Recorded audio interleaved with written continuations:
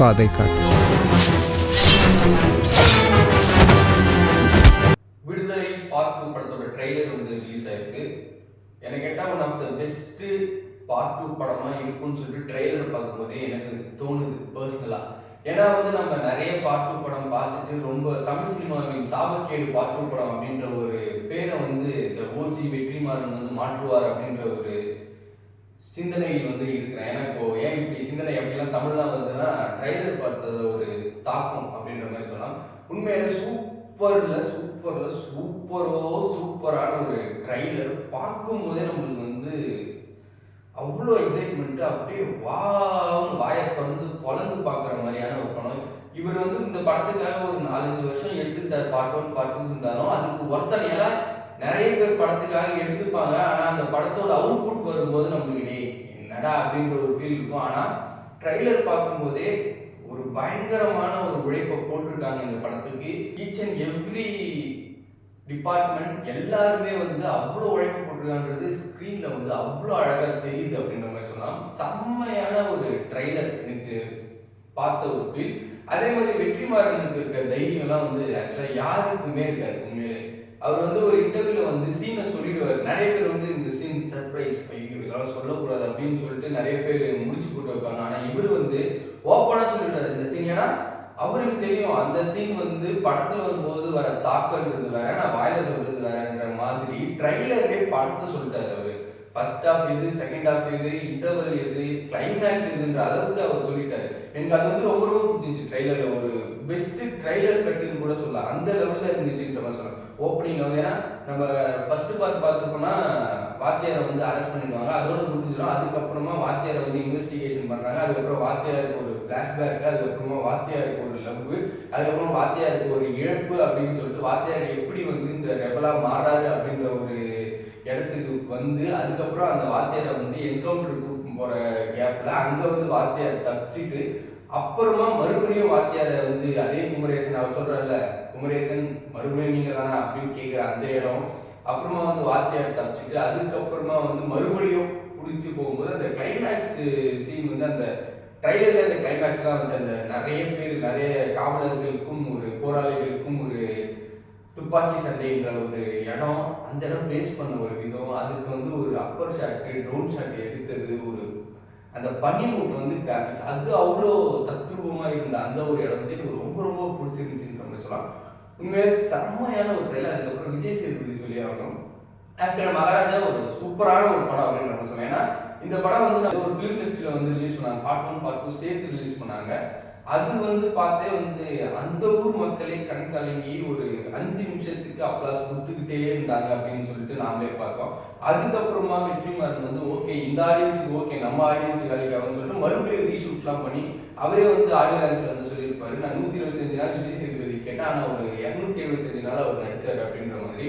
அதுக்கும் வந்து விஜய் சேதுபதி வந்து ரொம்ப பெரிய மனசு. ஏன்னா எல்லா ஹீரோவும் அந்த மாதிரிலாம் பண்ண மாட்டாங்க, படத்தை கம்முன்னு ட்ராப் பண்ணிட்டு அப்படின்ற மாதிரி போயிடுவாங்க. ஸோ சூப்பரான ஒரு ட்ரெய்லர் அப்படின்னு மாதிரி சொன்னால். அதுக்கப்புறமா சூரி, அதே மாதிரி சூரிக்கு வந்து இந்த படத்தில் எவ்வளோ ஸ்கோப் இருக்குன்றது ட்ரைலர்லையும் தெரிஞ்சிச்சு. ஒரு மேக்ஸிமம் 30 to 40% முழுக்க வாத்தியாரை மையப்படுத்தி எடுத்த படமாக தான் இருக்குது. 30 to 40% வந்து சூரி இருப்பார் அப்படின்ற மாதிரி தெரியும். பவானி ஸ்ரீ எங்கே இருக்காருன்னே தெரியல, மஞ்சு மன்மோகன் தான். அதே மாதிரி அந்த நம்ம கல்யாணம் பண்ணிக்கலாமான்னு போது தினமும் இளையராஜா ஒரு வேலையை பார்த்து விட்டுறாப்புல அந்த இடத்துல. ஸோ ஏன்னா வெற்றிமாறன் படத்தில் வந்து லவ் சீன்ஸ்லாம் எப்படி இருக்குன்னு வந்து நான் சொல்லணும்னு அவசியமே இல்லை, அவரோட படமே சொல்லும். நம்ம 2 பேரும் கல்யாணம் பண்ணிக்கலாமா? ஸோ அதில் வந்து விஜய் சேதுபதினும் போது ஒரு மாதிரி, ஏன்னா ஒரு சின்ன சீனை வந்து சூப்பராக எலிவேட் பண்ணக்கூடிய ஆள். அது வந்து வெற்றிமாறன் கூட சேரும்போது ஒரு மாதிரி பயங்கரமாக இருக்கிறது வந்து. அதுக்கப்புறமா இளையராஜா மியூசிக் வந்து பேசி ஆகணும். பார்ட் 1ல கூட ஓரளவுக்கு கொஞ்சம் ரிப்பீட்டடாக போட்ட மாதிரி நிறைய ட்ரால்லாம் கூட வந்துச்சு, மீம்லாம் கூட வந்துச்சு, ஐயா நான் சிங்கிங்கு மியூசிக் போட்டுட்டு இருக்காரு யாரு அப்படின்ற மாதிரிலாம் கூட வந்துச்சு. ஆனால் இந்த ட்ரெய்லரில் வந்து நான் எதிர்பார்க்கவே பயங்கரமான பேக்ரவுண்ட் ஸ்கோர் அப்படின்னு நம்ம சொல்லலாம். யாரு பிடிச்சது அப்படின்னு கேட்ட உடனே சூரி ஏஞ்சிக்கும் போது ஒரு பேக்ரவுண்ட் ஸ்கோர் போடுவார், அந்த இடமா இருக்கும். அதுக்கப்புறமா அந்த இந்த வாய்க்காலை வந்து விஜய் சேதுபதி வெறித்தனமாக வெட்டும் போது லிட்டரலாக அந்த வாசூராவோட ஃப்ளேவர் லைட்டாக வந்த மாதிரி அவரோட ஸ்டைலில் ஒரு ஆர்கஸ்ட்ரேஷனில் பயங்கரமாக போட்ட அந்த ஒரு இடம். அதுக்கப்புறமா வந்து யார் இருக்காங்க பாரு அப்படின்போது, ஐயா வாத்தியார் தாங்க ஐயா அப்படின்னு சொல்லும்போது டக்குன்னு அந்த பாட்டு ஒரு பிஜிஎம், விடுதலையோட ஒரு டைட்டில் பிஜிஎம் போட்ட அந்த ஒரு இடம் சூப்பராக இருந்துச்சு. அதுக்கப்புறம் வந்து டைலாக்ஸ் வந்து பயங்கரமாக இருந்துச்சு. எனக்கு அது ரொம்ப ரொம்ப பிடிச்சிச்சு. ஏன்னா எப்பவுமே வெற்றிமாறன் படத்தில் பேசக்கூடிய அரசியல் அவ்வளோ தெளிவாக இருக்கும். மற்றவங்க வந்து என்னதான் வந்து அது இது அப்படின்னு சொன்னாலுமே இந்த நடுநிலையாக ஒரு அரசியல் பேசுகிறவங்க வந்து ரொம்ப ரொம்ப கம்மி. அதுவும் ஃபிலிம் மேக்கர்ஸ் வந்து ரொம்ப ரொம்ப கம்மி. நடுநிலையாக அந்த அரசியலை பேசுறது, இரண்டு பக்கமும் சார்ந்து பேசுறது வந்து ரொம்ப ரொம்ப கம்மி. அது வெற்றிமாறன் வந்து தொடர்ந்து பேசிட்டு இருக்காரு. இதில் கூட எனக்கு ரொம்ப ரொம்ப பிடிச்சது. நிறைய டைலாக்ஸ் வந்து ரொம்ப ரொம்ப பிடிச்சிச்சு.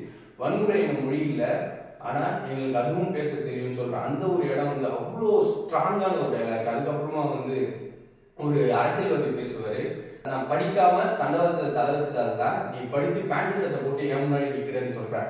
அந்த ஒரு இடம் வந்து ஒரு மாதிரி பயங்கரமாகவே இருந்துச்சுன்னு சொல்கிறான்.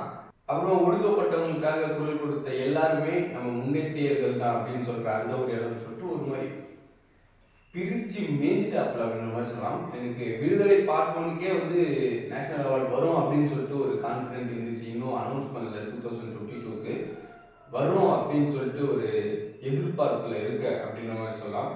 22 23 ஐம் ஸோ சாரி. ஆனால் இப்போது பார்ட் 2க்கு கன்ஃபார்ம் கொடுக்கணும் அப்படின்ற மாதிரி எனக்கு தோணுது. ஏன்னா அந்த ட்ரெய்லரோட ஒரு தாக்கலை எல்லா ட்ரெய்லரும் அந்த வேலையை பார்க்குறாரு. வாங்கடே 2024 one of the best movie வந்து விடுதலை 2வாக இருக்கும் அப்படின்ற மாதிரி. அதே மாதிரி இந்த வருஷம் வந்து பார்ட் 2க்கான வருஷம். இந்தியன் 2 பார்ட் 2 வந்துச்சு, அடிச்சு சதற விட்டோம். இப்போ புஷ்பா 2 வருது. நம்ம யூஸ்வலாக வந்து வெளி மாநில படத்துக்கெல்லாம் வந்து பயங்கரமாக சப்போர்ட் பண்ணுவோம், அதை நான் கண்டுக்கல. இப்போ விடுதலை 2க்கு வந்து very very very very very very very waiting அப்படின்ற மாதிரி சொன்னால் உண்மையிலே பயங்கரமான ஒரு ட்ரெய்லர் தான் விடுதலை 2 ட்ரெய்லர். சூப்பராகவே இருந்துச்சு. ஸோ பார்க்காதவங்க போய் பாருங்கள், பார்த்தவங்க மறுபடியும் பாருங்கள். ஸோ இந்த வீடியோ பிடிச்சிருந்துச்சுன்னா நீங்கள் அதையும் பாருங்கள்.